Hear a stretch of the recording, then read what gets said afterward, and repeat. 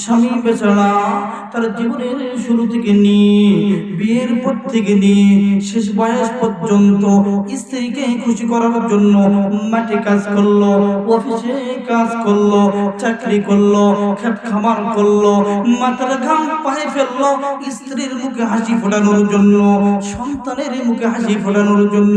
কিন্তু আল্লাহর এই বান্দাটা যদি জীবনের শেষ পর্যায়ে যদি ব্যর্থ হয়ে যায়, দুর্বল হয়ে যায়, অপারগ হয়ে যায়, কোনো কারণে যদি স্ত্রীর যদি আকাঙ্ক্ষা পূর্ণ করতে না পারে, হাজত যদি পূর্ণ করতে না পারে, তাহলে দেখবেন কিছু মহিলা মুখের পরে বলি ফেলবে, তোমার হাতে এসে আমি জীবনে শান্তি পেলাম না।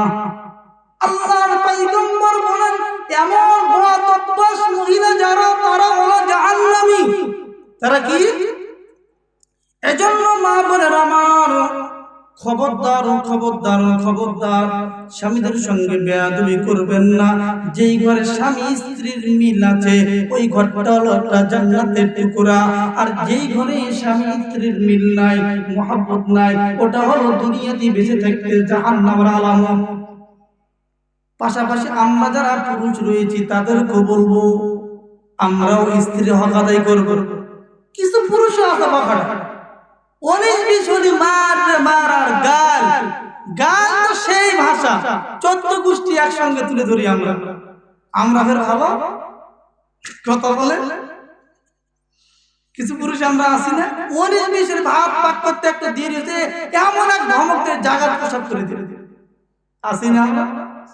আর যদি তরকারিতে মাছ কিনে নিয়েছেন বাজার থেকে 200 টাকা 250 টাকা কেজি, সেই মাছে যদি একটু লবণ কম হচ্ছে, মা কোন কথা, তুমি একাই খাবার আর তোমার স্ত্রীও খাবে, কথা বলে। এই জন্য যে আমাদের সমাজে আমাদের জীবনে শান্তি নেই, যেখানে স্বামী স্ত্রীর মিল ওখানে শান্তি। এই জন্য স্ত্রীর হক আমরা আদায় করবো, স্ত্রী আমাদের হক আদায় করবে। মাঝে মধ্যে স্ত্রীকে হাদিয়া দিব তো, মাঝে মধ্যে স্ত্রীর কাজে আমরা সহযোগিতা করব। আমি স্বামী স্ত্রীর কাজে সহযোগিতা করব, কত বড় স্বামী তুমি। হাদিসে পাকে এসেছে একদিন মা আয়েশা রাদিয়াল্লাহু তাআলা আনহা একদিন রুটি বানাইতেছেন, আল্লাহর হাবিব এসেছেন, নিজে রুটি বানানো শুরু করেছে। আয়েশা রাদিয়াল্লাহু তাআলা আনহা বলে, নবীজি আপনাকে রুটি বানানো লাগবে না, আমি বানাই। আল্লাহর পয়গম্বর বলেন, শরে বড় কষ্ট করে খাবার পাক করে খাওয়াও, রান্না করো, তোমার কষ্ট হয়, আমি নবী একটু সহযোগিতা করি। আমরা তা করি? খাবার পাক করলে, জামা কাপড় ধুয়েলে, ফের গরু বাছুরগুলো দেখলে, সংসারের সব কাজ মনে হয় না চাকর নিয়ে এসেছি, এমন কাজ করে দিলে শান্তি আসবে কই থেকে? এজন্য স্ত্রীর কাজে আমরা মাঝে মাঝে কি করব? সহযোগিতা করব। যে কথা বলতেছেন আখলাক, মনে আছে আপনাদের? আল্লাহর নবী বললেন, বুইসতু লিসুম্মা মাকারিমাল আখলাক, আমি নবী উত্তম চরিত্র শিক্ষা দেব। যেই চরিত্রবান হলে তোমরা সঠিক পথের দিশে পাবা, তোমরা শান্তি পাবা। হযরত জাবের বিন আব্দুল্লাহ রাদিয়াল্লাহু তাআলা আনহু বাইরে থেকে ঘরে এসেছেন, চেহারাটা মলিন। স্ত্রী স্বামীর চেহারার দিকে তাকিয়ে বুঝতে পেরেছেন স্বামীর কোনো একটা কিছু ঘটেছে। স্ত্রী স্বামীকে ডাক দিয়ে বলে, কি গো, কি হয়েছে তোমার? চেহারাটা কেন খারাপ, মন কেন খারাপ, চেহারা কেন মলিন? আল্লাহর বান্দা নবীর সাহাবী ডাক দিয়ে বলে, স্ত্রী রে, আমি বড় ধনী, দুনিয়া মানুষকে দিশাহারা, মানুষকে সঠিক পথের দিশা দিয়েছে। নবী রাসূল এসে পথহারা মানুষকে সঠিক পথের দিশা দিয়েছে। এভাবে আল্লাহ তাআলা হযরত আদম আলাইহিস সালাম প্রথম মানুষ থেকে নিয়ে আখেরি নবী মুহাম্মদুর রাসূলুল্লাহ সাল্লাল্লাহু আলাইহি সাল্লাম পর্যন্ত নবী রাসূল প্রেরণ করেছেন ধারাবাহিকভাবে। কিন্তু সব সময় নবী পাঠান নাই, রাসূল পাঠান নাই। যখন প্রয়োজন পড়েছে তখনই পাঠাইছে। একজন নবী পাঠাইছে, নবী এসে একত্ববাদের দাওয়াত দিয়েছে, মানুষ ঈমান করেছে, আল্লাহর ইবাদত করেছে, নবীর উপর ঈমান এনেছে, আল্লাহর গোলামি করেছে, নবী যেইভাবে কাজ করতে বলেছে প্রত্যেকটা ওইভাবে কাজ করেছে, নবী বিদায় নিয়েছে, নবীর আদর্শ বিদায় নিয়েছে, আস্তে আস্তে মানুষ গোমরা হয়েছে, আবারও আল্লাহকে ভুলেছে, দ্বীন ভুলেছে, সঠিক পথ ভুলেছে, আবার মানুষ গোমরা হয়েছে, আবার মানুষকে সঠিক পথের দিশার জন্য দেওয়ার জন্য আল্লাহ নবী পাঠিয়েছে। যেমন বনি ইসরাইলের মধ্যে আল্লাহ নবী প্রেরণ করেছে, বনি ইসরাইলের মানুষ সঠিক পথ হারিয়ে ফেলেছিল, আল্লাহ তাআলা হযরত মূসা আলাইহিস সালামকে প্রেরণ করেছে। বনি ইসরাইল সম্পর্কে আমার আল্লাহ বলে ওয়াফাদদালনাহুম আলাল আলামিন, বনি ইসরাইলকে আমি আল্লাহ সর্বোচ্চ শ্রেষ্ঠত্ব দান করেছি। এই শ্রেষ্ঠ জাতির হালত কি হয়েছিল? ফেরাউন তাদেরকে গোলাম বানিয়ে ফেলেছিল। সবচাইতে নিম্নমানের কাজ বনি ইসরাইলের দ্বারা করাই নেওয়া হতো। মানুষ গোমরা হয়েছিল, আল্লাহ ভুলেছিল, দ্বীন ভুলেছিল, রাসূল ভুলেছিল, সব কিছু জানতো কিন্তু মূর্তির পূজা করত। তাদেরকে সঠিক পথের দিশা দেওয়ার জন্য নবী মূসা আলাইহিস সালামকে প্রেরণ করলেন। নবী দাওয়াত দিলেন। অনেক কথা আমার আলোচনা মেন উদ্দেশ্য না, সামনে বাড়ার জন্য বলতেছি, একটু বোঝার চেষ্টা করেন। মূসা আলাইহিস সালাম এসে সঠিক পথের দাওয়াত দিলেন, মানুষ সঠিক পথ খুঁজে পেল, ফেরাউন ধ্বংস। আস্তে আস্তে মানুষ আবার ভুল পথে চলা আরম্ভ করল। কি চলল? আবার ভুল পথে। মানুষ আবার শিরকের মধ্যে নিমজ্জিত হলো। আল্লাহ তাআলা এবার হযরত দানিয়া আলাইহিস সালামকে প্রেরণ করলেন। হযরত দানিয়া আলাইহিস সালাম এসে সঠিক পথের দাওয়াত দিলেন, মানুষ গ্রহণ করলো না। বনি ইসরাইলের ৭০,০০০কে বাখতানাসার ধ্বংস করলো, ৭০,০০০কে কতল করলো, ৭০,০০০কে কারাগারে বন্দী করলো। অনেক কথা। এরপরে পরবর্তীতে আবার নবী দাওয়াত দিলেন, নবীর দাওয়াতে সঠিক পথের দিশা পাবে। একই অবস্থায় ধারাবাহিকতায় যুগে যুগে আল্লাহ তাআলা নবী রাসূল প্রেরণ করেছেন মানুষকে সঠিক পথের দিশা দেওয়ার জন্য। সর্বশেষ আখিরি নবী মুহাম্মদুর রাসূলুল্লাহকে প্রেরণ করার আগে মক্কার অবস্থা অত্যন্ত বড় অবস্থা হয়ে গিয়েছে। মক্কার মানুষ সব জানতো, সব বুঝতো, কিন্তু নিজের মালিক আল্লাহকে চিনত না।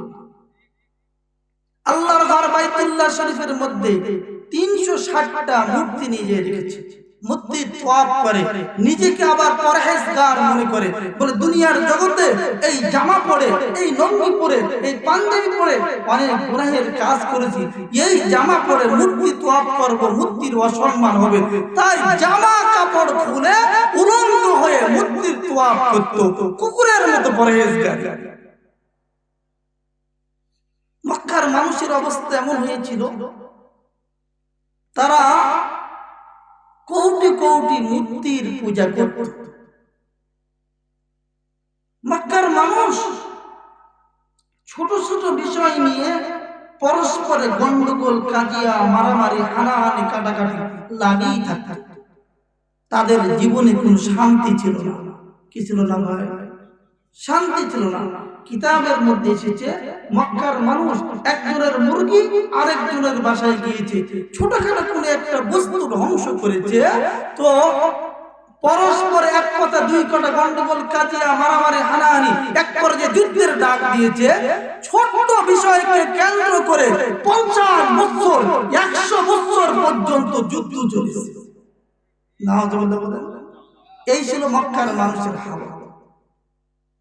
সব জানত, নিজেকে বড় পণ্ডিত ভাবত, কিন্তু আল্লাহ চিনত না। কি চিনত না? একাত্মবাদ বিশ্বাস তাদের মধ্যে ছিল। মক্কার মানুষের অবস্থা এতটাই ভয়ানক হয়ে গেল যে এক পর্যায়ে কন্যা সন্তান জন্মগ্রহণ করলে বাবা নিজে নিজ কন্যা সন্তানকে জীবিত দাফন করে দিত।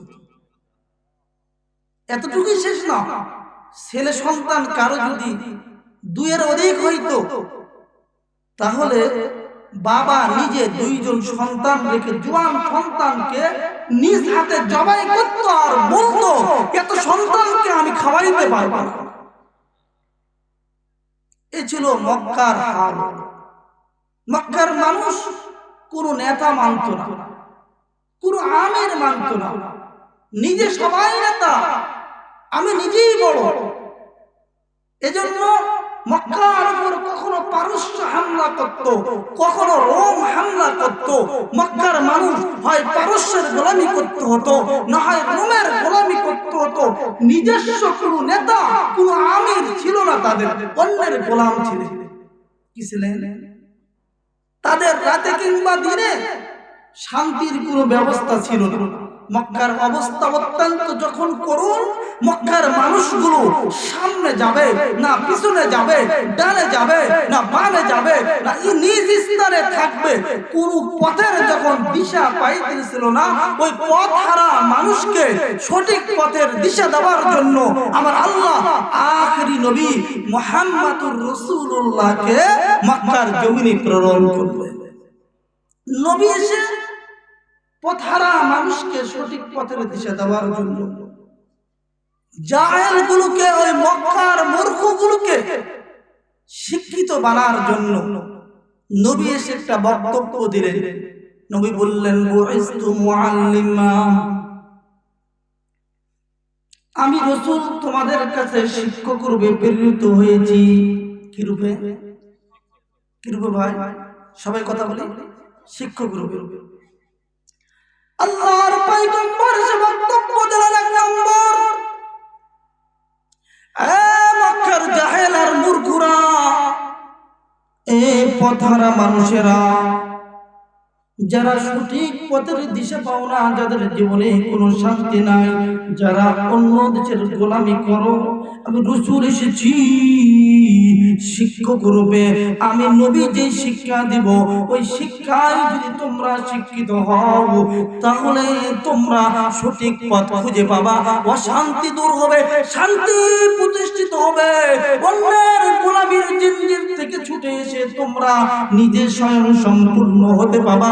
সত্য হলো আমি নবী দুইটা মিশন নিয়ে এসেছি। এক নম্বর মিশন হলো বুইস্তু মুআল্লিমা, আমি রাসূল শিক্ষক রূপে এসেছি। আমি নবী যে শিক্ষার কথা বলি, ওই শিক্ষাটা যারাই গ্রহণ করবে তারাই সঠিক পথ পেয়ে যাবে। বলেন সুবহানাল্লাহ। নবী এসে এক নম্বর বক্তব্য দিলেন, বুইস্তু মুআল্লিমা, আমি শিক্ষক রূপে এসেছি। নবী এসে কোন শিক্ষা দিলেন? কথা বললে তো অনেক হবে, রাত তো অনেক হয়ে যাচ্ছে, সংক্ষেপে বলি। এক নম্বর নবী শিক্ষার কথা বললেন। আমাদের দেশে তো অনেক শিক্ষা আছে। কি আছে? স্কুলের শিক্ষা আছে না, ইউনিভার্সিটির শিক্ষা, কওমি মাদ্রাসার শিক্ষা, আলিয়া মাদ্রাসার শিক্ষা, শিক্ষার ধারা তো অনেক আছে, অনেক লাইন আছে, অনেক পথ আছে। কিন্তু কোন শিক্ষার কথা নবী বললেন? সাধারণত শিক্ষা দুই প্রকার, মনোযোগী হন। একটা শিক্ষায় মানুষ শিক্ষিত হয়ে ঘর বানানো শেখে, একটা শিক্ষায় শিক্ষিত হয়ে মানুষ সুন্দর বিল্ডিং বানানো শেখে, একটা শিক্ষায় শিক্ষিত হয়ে মানুষ রকমারি খাবার তৈরি করা শেখে। মনে রাখবেন, রকমারি খাবার তৈরি করা, সুন্দর বিল্ডিং বানানো এবং ডাক্তার হয়ে চিকিৎসা দেওয়া, এই শিক্ষাগুলো শিক্ষা দেওয়ার জন্য আল্লাহ তাআলা কোন নবী, কোন রাসূল দুনিয়াতে প্রেরণ করার প্রয়োজন ছিল না। জন্মগতভাবে প্রত্যেকটা প্রাণীকে প্রত্যেকটা মানুষকে জন্মগত সূত্রে আল্লাহ এতটুকু কুওয়াত দিয়েছেন, সে কিভাবে খাবে, তার খাবারের ব্যবস্থা কিভাবে করবে, তার বাসস্থান কিভাবে তৈরি করবে, আল্লাহ তাআলা প্রত্যেকটা প্রাণীকেও দিয়েছে, শুধু মানুষকে না। আকাশে পাখি ওড়ে, পাখির বাসা কে বানায়? কথা বলেন, কথা বলেন। নিজে। ওই পাখি কোন মাদ্রাসায় পড়েছে, কোন স্কুলে, কোন ইউনিভার্সিটিতে? তাহলে পাখি জন্মগত ভাবে শিক্ষা পেয়েছে বাসা বানানো। মৌমাছি অনেক সুন্দর করে বাসা তৈরি করে, কোন ইউনিভার্সিটিতে পড়ে এসেছে? কোন কওমি মাদ্রাসা, কোন আলিয়া মাদ্রাসা, আপনারা হয়তো বলবেন, হুজুর আমরা কিছু শিক্ষা আছে যে শিক্ষায় শিক্ষিত হয়ে আমরা ডাক্তার হই, মানুষ অসুস্থ হয়, ডাক্তার প্রেসক্রিপশন দেয়, পরামর্শ দেয়, আমরা তাদের পরামর্শ নিয়ে সুস্থ হই। এটা তো অন্যান্য প্রাণী পারে না। আমি বলবো মুসলমান না, এটা ভুল কথা। জন্মগত সূত্রে নিজে যদি অসুস্থ হয় তাহলে সুস্থ হওয়ার জন্য যতটুকু জ্ঞানের প্রয়োজন আল্লাহ তাআলা প্রত্যেকটা প্রাণীকে দিয়েছে। আপনারা বলবেন যে প্রমাণ চাই, আসুন প্রমাণ দেই। জন্মগত সূত্রে আবার আল্লাহ প্রত্যেকটা প্রাণীকে নিজের যেমন বাসা বানানো, খাবার খাওয়া, পোশাক পরিধান করা, অথবা গা ঢেকে থাকা, অথবা গর্ত করে গর্তের মধ্যে থাকা, অথবা লেজ গুছিয়ে থাকা, পরিধানের একটা যেমন ব্যবস্থা করেছেন। প্রাণীটা যদি অসুস্থ হয়ে যায় তাহলে সুস্থ হওয়ার জন্য জন্মগত ভাবে আমার আল্লাহ প্রত্যেকটা প্রাণীকে জ্ঞান দিয়েছে। আপনি বলবেন উপমাদান প্রমাণ দেন, লেন প্রমাণ। আমার কথা না, আমি ছোট মানুষ। কিতাবের মধ্যে এসেছে, আল্লামা আশরাফ আলী থানভী রাহমাতুল্লাহ আলাইহি লিখেছেন, তিনি বলেন আমি একবার রাজপুতানে গেলাম। রাজপুতান হিন্দুদের শাসন ছিল। হিন্দুরা পূজা করত বানরের। কিসের? বানরের। হিন্দুরা যেহেতু পূজা করত বানরের, দেবতা মানত বানরকে, তাই তাদের অঞ্চলে বানর মারা হারাম ছিল, বানর মারা তাদের আইনে নিষেধ ছিল। আল্লাহর বান্দা বলেন তারা হাজার হাজার বানর পালতো। বানর যেহেতু তাদের দেবতা, দেবতাকে মারা হারাম, তাদের আইন দেবতাকে কেউ যদি মেরে ফেলে তাহলে আইনের আওতায় নেওয়া হবে। যেমন আমাদের পার্শ্ববর্তী রাষ্ট্র, তাদের মা নাকি গরু, কি গরু, তাই গরু মারা যাবে না, গরুর গোশত খাওয়া যাবে না। আমার মুসলমান ভাইয়েরা শান্তিভাবে গরু কুরবানি দিতে পারে না, আমাদের জানা আছে না? ঠিক তদ্রুপ তাদের দেবতা ছিল বানর, তাই বানর মারা হারাম ছিল। আল্লাহর বান্দা কিতাবের মধ্যে লেখেন হাজার হাজার বানর তারা পালতো। বানরগুলো আসতো, এসে যদি একটু দরজা খোলা পেত বাসার মধ্যে প্রবেশ করত, যা পেত মুখে করে নিয়ে দৌড় দিত। বলে বানরগুলো বাসা থেকে সুযোগ পেলেই যা পেত নিয়ে দৌড় দিত, তাদের মন্দিরের কেরায় যে বসতো আর আমাদেরকে দেখিয়ে দেখিয়ে সেইগুলো ভাঙতো, চিরতো, নষ্ট করতো। আমরা বারবার বিরক্ত হতাম। গোপন সূত্রে কিছু বানর মারলাম, কিন্তু হাজার হাজার বানর তো কয়েকটা মেরে কি করব? আল্লাহর বান্দা বলেন আমরা কয়েকজন বন্ধু সিদ্ধান্ত নিলাম যে একসঙ্গে কয়েকশো বানরকে মেরে ফেলবো, এরপরে যা হয় হয়।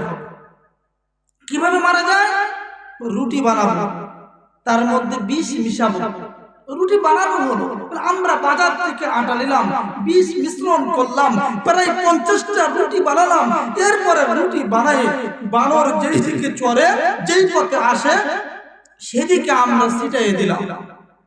আল্লাহর বান্দা বলে দূর থেকে তাকিয়ে দেখতেছি, মনে মনে আনন্দ দিচ্ছি, কম বক্তগুলো আসবে, রুটিগুলো খাবে আর মরবে, আমরা মজা পাবো। কেন? তারা আমাদেরকে কষ্ট দেয়। আল্লাহর বান্দা বলে 2, 4, 5টা বানর আসলো, রুটি ছিটিয়ে পড়ে আছে দেখে একজন আরেকজনের দিকে তাকায় আর যেন বলে দোস্ত রে, রুটি তো ছিটে পড়ে থাকার কথা না, রুটি কেন পড়ে? আমরা দূর থেকে তাকিয়ে দেখি রুটি হইল না, খেলো না, জাগার রুটি জাগার থেকেলো চলে গেল। আমরা মনে করলাম আমরা ব্যর্থ। কিছুক্ষণ পরে প্রায় 1-150 বানর আসলো, তারাও একই কাজ করলো। রুটি পড়ে আছে দেখে তিনারা রুটি ছুঁইলেন না, খেলেন না, চলে গেলেন। কিছুক্ষণ পরে মোটা তাজা যেন দলের সেনাপতি প্রধান কিছু বানর আসলো, রুটিগুলো ভাঙলো, নাকে দিল, রেখে দিল, চলে গেল। আমরা মনে করলাম আমরা ব্যর্থ। কিছুক্ষণ পরে প্রায় 250 মতো বানর আসলো। প্রত্যেকটা বানরের হাতে এক একটা হড়হড়া গাছের ডাল। কিসের ডাল? কিসের ডাল? হড়হড়া গাছের ডাল। এরপরে বানরগুলো রুটিগুলোকে ভাঙলো, টুকরা টুকরা করলো, তারা যত বানর আছে প্রায় কতটা ভাগ করলো, সবাই একটা করে রুটি হাতে নিল, চিবায় রুটিগুলো খেয়ে শেষ করে প্রত্যেকের হাতে যে বড়রা গাছের ডাল, একটা করে ডাল চিবিয়ে খেয়ে কম বক্তগুলো চলে গেল, মরলো না, টলো পড়লো না, কিছুই হলো না, স্বস্থানে চলে গেল। বলেন তো বিষ খাওয়ার পরে হললা গাছের ডাল চিবিয়ে খেলে বিষক্রিয়া হবে না? এই জ্ঞান ওই বানর কোন মাদ্রাসা, কোন স্কুল, কোন ইউনিভার্সিটি থেকে শিক্ষা করে এসেছে? কথা বলেন। মুসলমান বন্ধুরা আমার গভীর মনোযোগী হবেন। দুনিয়াবি যেই জ্ঞান শিক্ষা করে আমার ভাই বিল্ডিং বানানো শিখে, রুকমারি খাবার তৈরি করা শিখে, অনেকে ইঞ্জিনিয়ার হয়, বৈজ্ঞানিক হয়, ডাক্তার হয়, জন্মগত সূত্রে আমার আল্লাহ মানুষকে, শুধু মানুষকে নয় পশু পাখিকেও এই জ্ঞান দিয়েছেন। কিন্তু নবী এসে বললেন বুইস্তু মুআল্লিমা, পৃথিবীর মানুষ, মক্কার মানুষ, আমি রাসূল মুআল্লিম হয়ে এসেছি। আপনারা বলেন মুআল্লিম শিক্ষকের কাজ কি? কথা বলেন। শিক্ষা দেওয়া কি করা? শিক্ষকের কাজ শিক্ষা দেওয়া। নবী আমার কোন শিক্ষার কথা বলতেছেন? কথা বলতে গেলে লম্বা হবে মুসলমান। আমার আল্লাহ প্রথম আয়াত নাযিল করে জানিয়ে দিলেন ইকরা বিসমি রাব্বিকাল্লাযী খালাক। আল্লাহ বলেন পড়ো পড়ো পড়ো পড়ো, ইকরা পড়ো, তোমার প্রভুর নামে যিনি সৃষ্টি করেছেন। বলেন তো আমাদের সৃষ্টিকর্তা কে? চিল্লায়ে বলেন সৃষ্টিকর্তা কে? আল্লাহ বলেন বান্দা পড়ো। অনেক কথা এখানে সারসংক্ষেপ হলো, মুফাসসিরিনে কেরাম ব্যাখ্যা করেন বান্দা ওই পড়া পড়ো যেই পড়া পড়লে সর্বপ্রথম তোমার রবকে চিনবা, মালিককে চিনবা, আল্লাহকে চিনবা। আল্লাহর পয়গম্বর মক্কাবাসীকে জানিয়ে দিল মক্কার মানুষ ডাইনে যাবে কি বামে যাবে, সামনে যাবে কি পিছনে যাবে, কোনটা সঠিক কোনটা বেঠিক খুঁজে পাও না। পৃথিবীর জগতে তোমাদের কোনো সম্মান নাই, কোনো মান নাই, কোনো ইজ্জত নাই। অন্য দেশের গোলামি তোমাদেরকে করতে হয়। অন্য দেশের মানুষগুলো তোমাদেরকে ভেড়ার রাখাল বলে ডাকে, ছাগলের রাখাল বলে ডাকে, আস্ত ঘর বলে ডাকে, বোকা বলে ডাকে, গাধা বলে ডাকে, অপমান করে, তিরস্কার করে। তোমাদের যাদের কোনো ইজ্জত নাই পৃথিবীর জগতে, তোমাদের যাদের কোনো সম্মান নাই পৃথিবীর জগতে, সম্মান যদি পেতে চাও, ইজ্জত যদি পেতে চাও, দামি যদি হতে চাও, তাহলে এক নম্বর ইকরা, ইকরা বিসমি রাব্বিকাল্লাযী খালাক। ওই পড়া পড়ো যেই পড়া পড়লে তোমার রবের পরিচয় পাবা। কিসের পরিচয়? কিসের পরিচয়? রবের পরিচয়। এক নম্বর। দুই নম্বর, মক্কার মানুষকে সঠিক পথের দিশা দেওয়ার জন্য নবী আমার এসে দ্বিতীয় নম্বর ভাষণ দিলেন, বুইস্তু লিতুম্মা মাকারিমাল আখলাক। নবী এসে ভাষণ দিলেন পৃথিবীর মানুষ তোমাদের আখলাক খারাপ, চরিত্র খারাপ। পথে ঘাটে যে কোনো স্থানে সুন্দর মহিলা পেলে তোমরা কিন্তু নিজেকে ঠিক দেখতে পারো না। তোমাদের আখলাক খারাপ, তোমাদের চরিত্র খারাপ। আমি নবী এসেছি উত্তম চরিত্র নিয়ে তোমাদেরকে। আমি নবী যেই চরিত্রের আহ্বান করতেছি, আমি নবী যেই চরিত্র নিয়ে এসেছি, তোমরা যদি ওই চরিত্র গ্রহণ করতে পারো তাহলে তোমরা পৃথিবীর সবচাইতে শ্রেষ্ঠ মানুষে রূপান্তরিত হবা। নবী আমার পৃথিবীতে এসে সাহাবায়ে কেরামকে দ্বীনে জ্ঞান শিক্ষা দিলেন আর তাদের আখলাকের পিছনে মেহনত করলেন, তাদের চরিত্র ভালো বানানোর জন্য মেহনত করলেন। দুই কাজ করলেন, এক নম্বর দ্বীনি জ্ঞান শিক্ষা দিলেন। জ্ঞান শিক্ষা করলে বান্দা রবকে চিনবে, ইমানদার হবে, আমলওয়ালা হবে, পরকাল জীবন কিভাবে সুখময় হবে তার জ্ঞান পাবে। দুই নম্বর মানুষের কথা কেমন হবে, তার ব্যবহার কেমন হবে, তার চরিত্র কেমন হবে, তার আখলাক কেমন হবে। নবী আমার আখলাক এর কথা যখন বললেন, নবী যখন উত্তম চরিত্র শিক্ষা দিলেন, ওই সময় মক্কার মানুষ যাদের চরিত্র ছিল অত্যন্ত খারাপ, 10 টাকা 50 টাকা 100 টাকার বিনিময়ে যে মানুষগুলো বছরের পর বছর জিহাদ করত, যুদ্ধ করত, যখন নবীর আদর্শেই আদর্শবান মানুষগুলো হলো, এবার এক রাত্রে কোটি কোটি টাকার সম্পদ আল্লাহর রাস্তায় তারাই ব্যয় করার জন্য তৈয়ার হয়ে গেল। বলেন আল্লাহু আকবার। কিতাবের মধ্যে এসেছে ঘটনা, হযরত জাবের বিন আব্দুল্লাহ রাদিয়াল্লাহু তাআলা আনহু অত্যন্ত ধনী ছিলেন। কি ছিলেন? ধনী ছিলেন। মুসলমান হওয়ার আগে তিনি খ্রিস্টান ছিলেন, মুসলিম হলেন, মুসলমান হওয়ার পরে ঘরে প্রবেশ করেছেন, স্ত্রীও মুসলমান হয়েছেন, স্বামী ছিল মুসলমান। আল্লাহর বান্দা একদিন বাসায় প্রবেশ করেছে, চেহারাটা মলিন। দেখবেন স্ত্রী যদি প্রকৃত স্ত্রী হয়, স্বামী যদি বাইরে থেকে ঘরে আসে, তাহলে স্ত্রী আগে স্বামীর মুখের দিকে তাকায়। স্বামী বেচারার মনটা যদি খারাপ হয়, সালাম করে আর বলে কি গো, কি হয়েছে তোমার? এমন স্ত্রী আসে না? আর কিছু বখাটা আছে, স্বামী যদি মাঠে থেকে কাজ করে আসে, বলে সকিরার মা বড় শরীরটা ক্লান্ত রে, এক গ্লাস পানি দাও, ঠান্ডা পানি পান করি। ধরে না, যাও মগ পানি আছে ঢেলে খাও। এমন বখাটা আছে না? কিছু নারী আছে এমন, সারা জীবন স্বামী বেচারা নারীর জন্য অনেক কিছু করলো, 19-20 হলে বলে হায় হায় হায় তোমার জীবনে এসে আমি শান্তি পাইনি। এমন নারী আছে না? আছে না? আছে না সমাজে? আপনাদের গ্রামে নেই? মা বোনেরা আছে, কিছু কথা বলা দরকার, সাইডে যদি মা বোনেরা আছে, মায়েরা আমার মনোযোগী হন। মেন আলোচনায় যাইনি, সময় দিব, 3 সাল উঠবেন না তো কথা শুনে। মা বোন যেহেতু আছে, ফাঁক দিয়ে যেহেতু অপশন কথা বলে নেই। আল্লাহর হাবিব সাল্লাল্লাহু আলাইহি সাল্লাম মেরাজ থেকে আসলেন, আসার পরে বললেন সাহাবায়ে কেরাম, মা বোনেরা মনোযোগী হন। আল্লাহর হাবিব সাল্লাল্লাহু আলাইহি সাল্লাম বলেন, সাহাবায়ে কেরাম আমি দেখলাম অধিকাংশ মহিলারা জাহান্নামী। নাউজুবিল্লাহ বলেন। সাহাবায়ে কেরাম প্রশ্ন করলেন, ইয়া রাসূলুল্লাহ, কেন অধিকাংশ মহিলারা জাহান্নামী?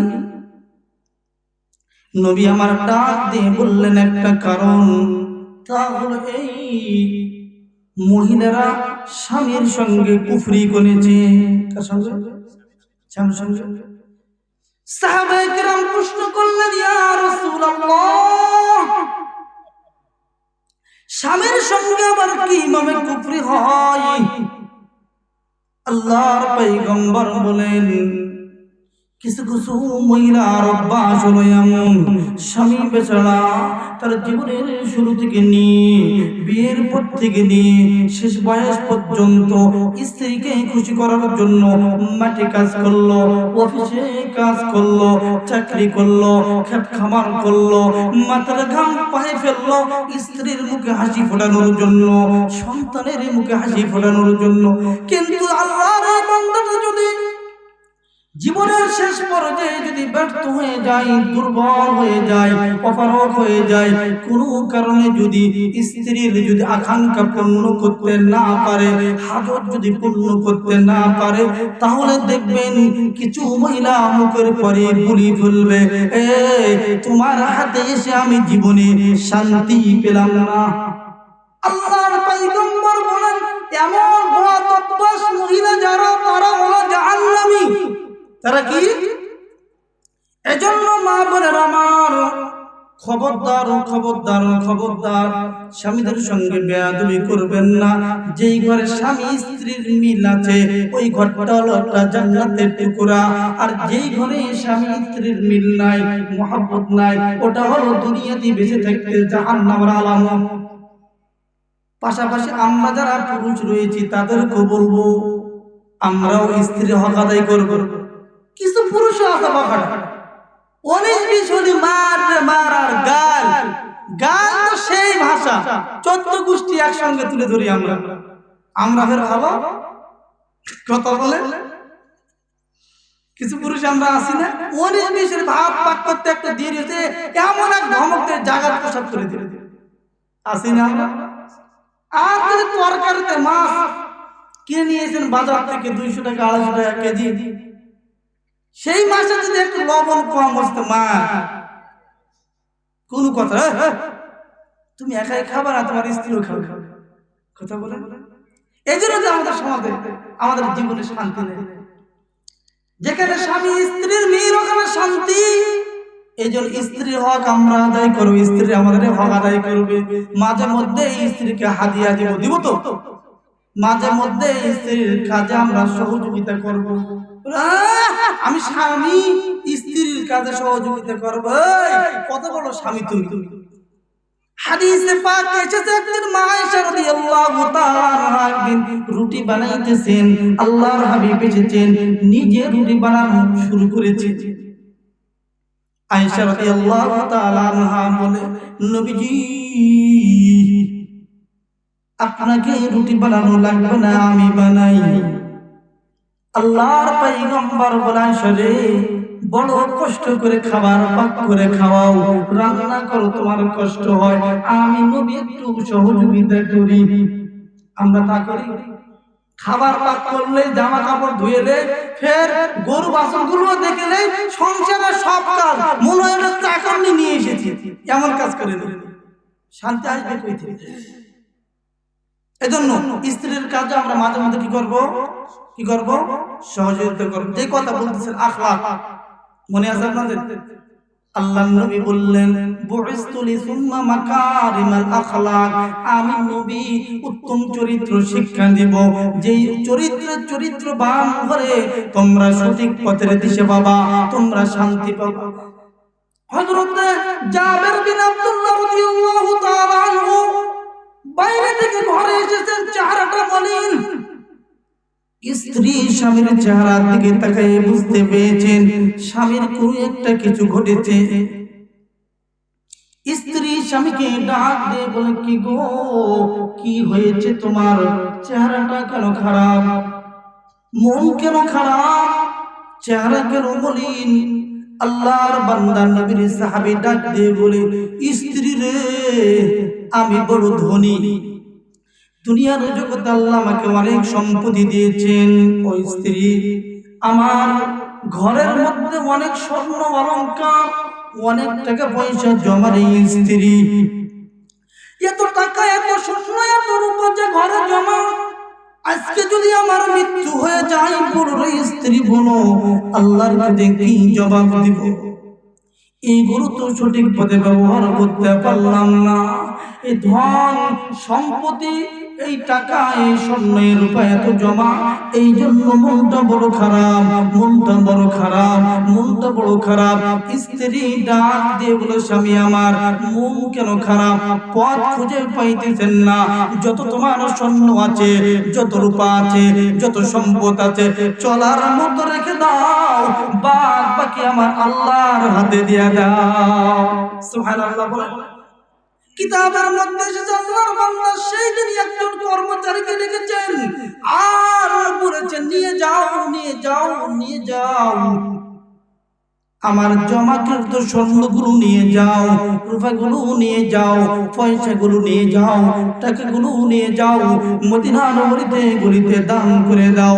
কিতাবের মধ্যে এসেছে সন্ধ্যা থেকে ভোর পর্যন্ত 6 লক্ষ টাকার সম্পদ মদিনার গলিতে গলিতে আল্লাহর বান্দা দান করে দিয়েছে।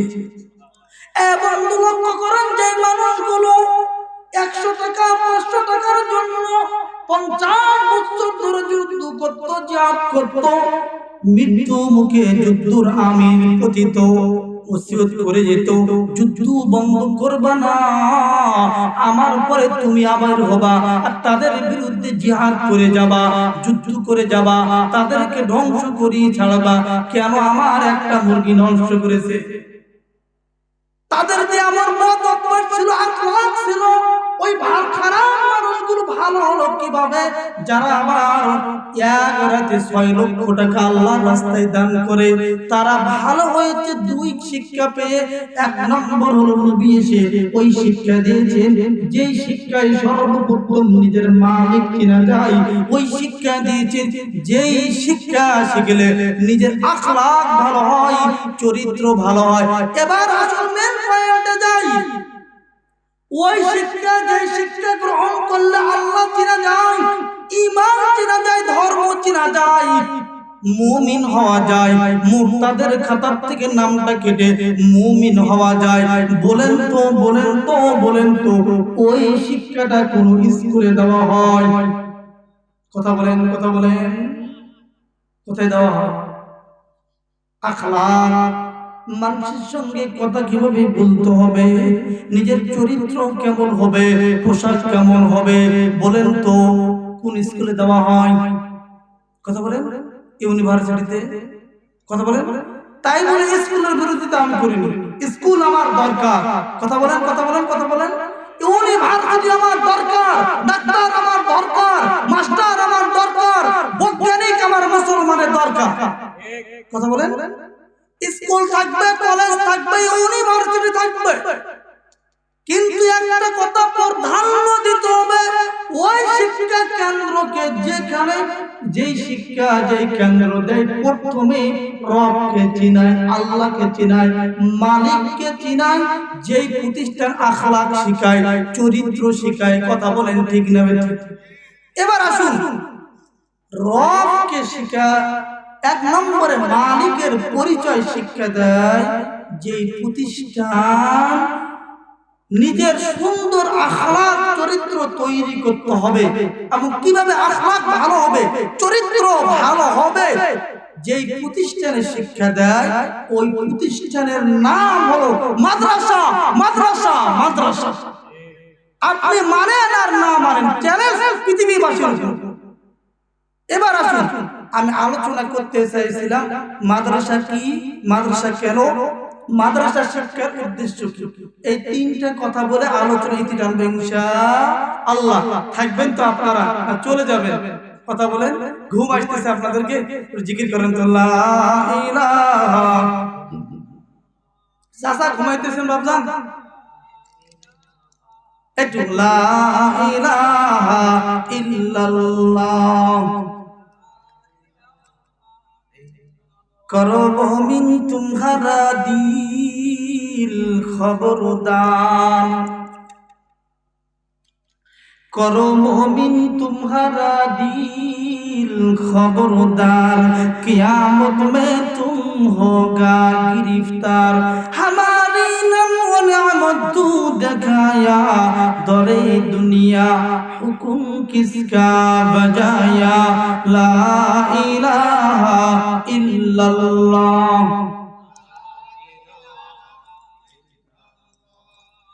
ला इलाहा,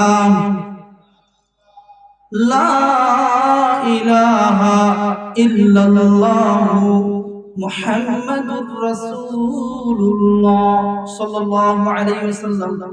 আর কিছুক্ষণ আলোচনা চলবে ভাই। আসুন, এলেমুল আর না করে এক নম্বর কথা হলো মাদ্রাসা কি। প্রশ্ন বুঝেছেন আপনারা? সবাই বুঝতে পেরেছেন? প্রশ্ন হলো মাদ্রাসা কি। সংক্ষেপে জবাব হলো মাদ্রাসা হলো কোরআন শিক্ষার প্রতিষ্ঠান। কি শিক্ষার, কি শিক্ষার, কি শিক্ষা বলেন? কোরআন শিক্ষার প্রতিষ্ঠান। শুধু এখানে কোরআন শিক্ষা দেওয়া হয়? বলেন নবীর হাদিস আছে, আছে না? নবীর হাদিস কোরআনেরই ব্যাখ্যা। কিসের ব্যাখ্যা? কথা বলেন, কিসের ব্যাখ্যা ভাই?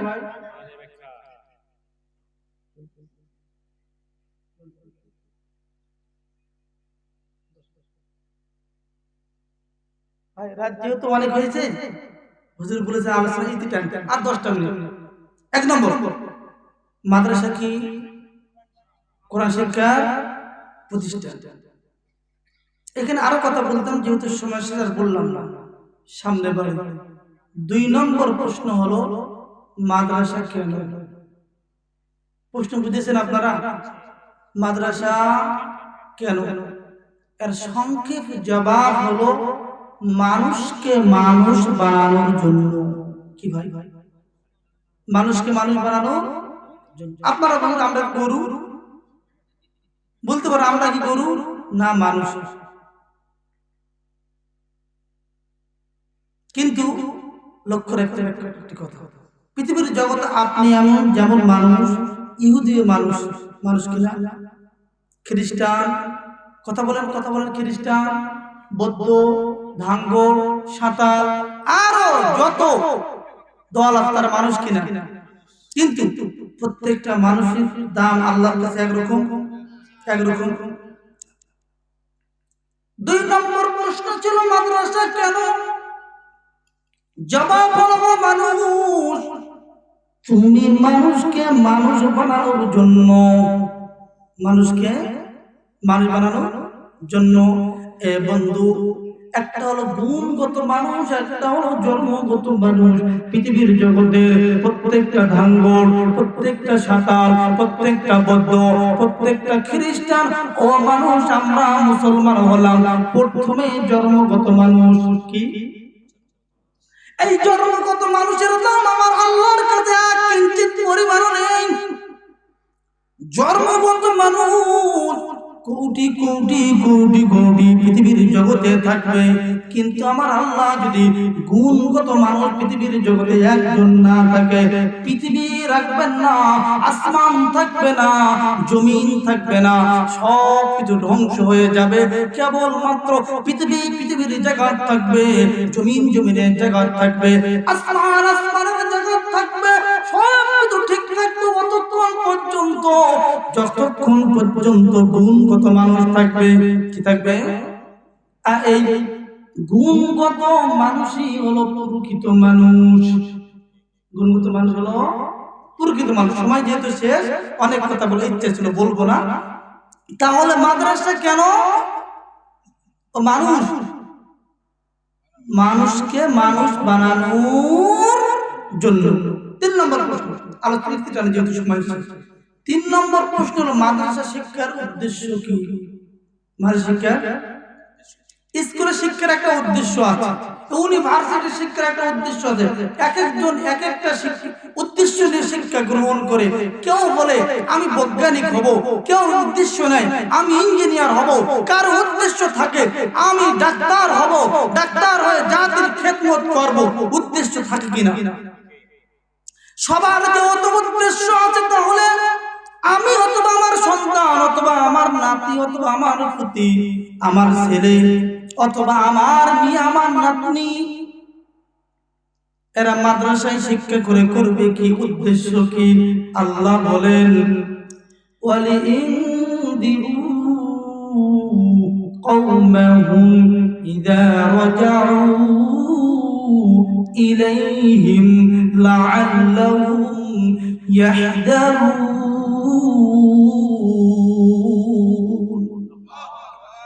মুসলমান বন্ধুরা, আমার আয়াতের অনেক ব্যাখ্যা সময় শেষ হয়ে দিকে যাব না।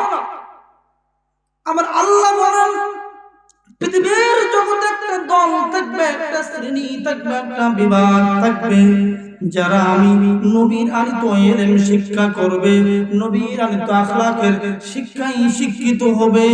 অর্থাৎ মোট কথা হলো মাদ্রাসায় শিক্ষায় শিক্ষিত হবে।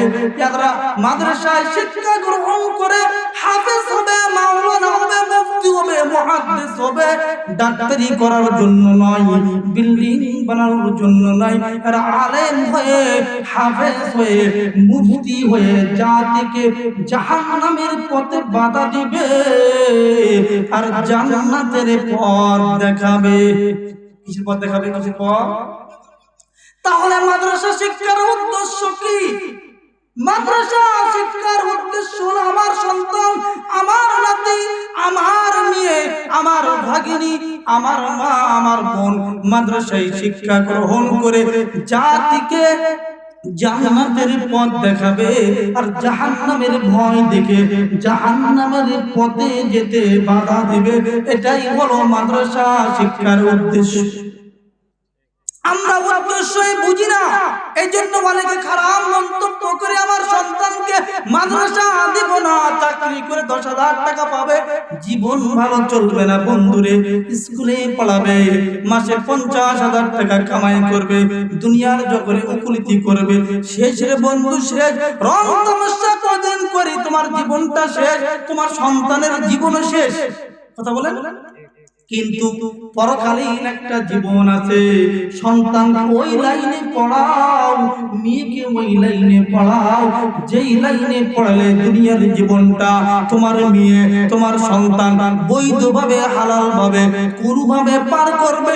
কিন্তু পরকালীন জীবনে তোমার সন্তান হবে বাচ্চা, তিনি হবে উকিল, তিনি হবে ব্যারিস্টার, হাজার হাজার লক্ষ লক্ষ লক্ষ লক্ষ কোটি কোটি মানুষকে সুপারিশ করে যেন তোমার মেয়ে আমার মেয়ে, তোমার সন্তান আমার সন্তান, তোমার নাতি আমার নাতি যেন মানুষকে সুপারিশ করে আল্লাহ তৈরি জান্নাতে নিয়ে যেতে পারে।